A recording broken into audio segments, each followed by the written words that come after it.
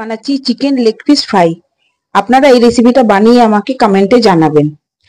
এই রেসিপিটা কি কি লাগছে আসুন আপনাদের দেখিয়ে দিচ্ছি। Welcome back to my channel Rupa Rannaghar. আসুন দেখিয়ে দিচ্ছি যে কি কি লাগবে। এখানে নিয়েছি দুটো লেগ পিস, এখানে 3 পিস আলু নিয়েছি, এখানে নিয়েছি রসুন, এখানে দুটো ডিম নিয়েছি, এখানে দুটো পেঁয়াজ কুচিয়েছি, এখানে 4 থেকে 5টা কাঁচা লঙ্কা কোচানো আছে, এখানে 1 বাটি ময়দা, এখানে পাউরুটিটাকে আমি গুঁড়ো করে রেখেছি। প্রথমে আমি চিকেনটাকে আমি সেদ্ধ করে নিচ্ছি। চিকেনগুলো আমি কুকারে দিয়ে দিলাম।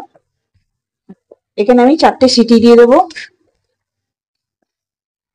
এখানে আমি 1 বাটি জল দিয়ে দিলাম।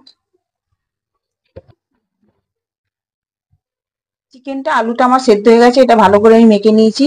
চিকেনের হাড্ডিটা ফেলবেন না। এখানে নিয়ে নিলাম আমি পেঁয়াজ কুচিটা, এখানে লঙ্কা কুচিটাও নিয়ে নিলাম। এখানে আমি 1/2 চামচ নুন নিয়ে নিয়েছি।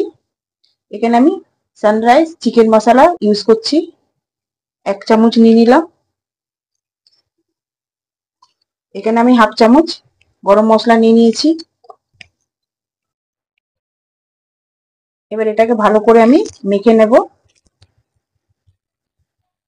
আমার এটা মাখা হয়ে গেছে।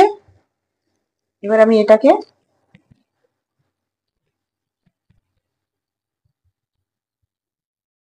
চিকেনের হাড্ডিটা এখানে নিয়ে এরকম ভাবে আমি একটা গোল করে নেব। চিকেন লেগ পিসের মতন আমি শেপটা দিয়ে দেবো।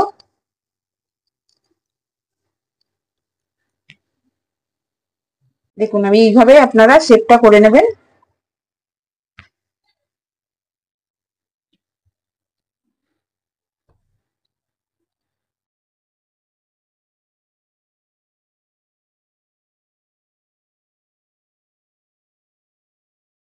দেখুন এটা আমার রেডি হয়ে গেছে।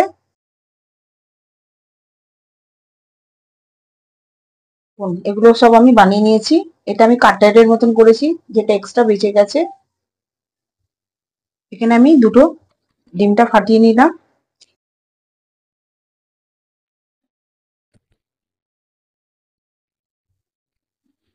ভালো করে পেস্ট করে নেব। এটা ভালো করে আমি ময়দার সাথে মাখিয়ে এটা আমি ডিমেতে দিয়ে দিলাম। দিয়ে এটাতে আমি আবার পাউরুটি দিয়ে দিলাম।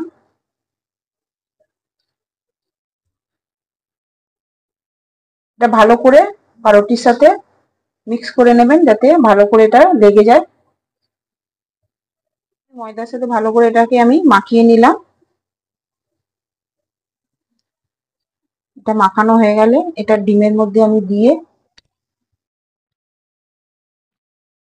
এটা আমি পাউরুটির মধ্যে দিয়ে দিলাম। পাউরুটির সাথে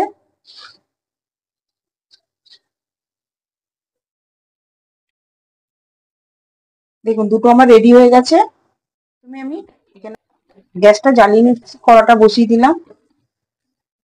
দেখুন আমার সব এরকম ভাবে রেডি হয়ে গেছে। এবার আমি কড়াতে তেল দেবো। এখানে আমি কড়াই তেল দিলাম। তেলটা একটু বেশি লাগে এটাতে ভাজতে। তেলটা আমার গরম হয়ে গেছে।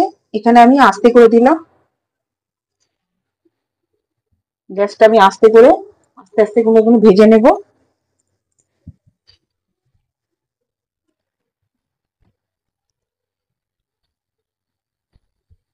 দেখুন এক পাশ হয়ে গেছে, আস্তে আস্তে আমি পাল্টে দিচ্ছি।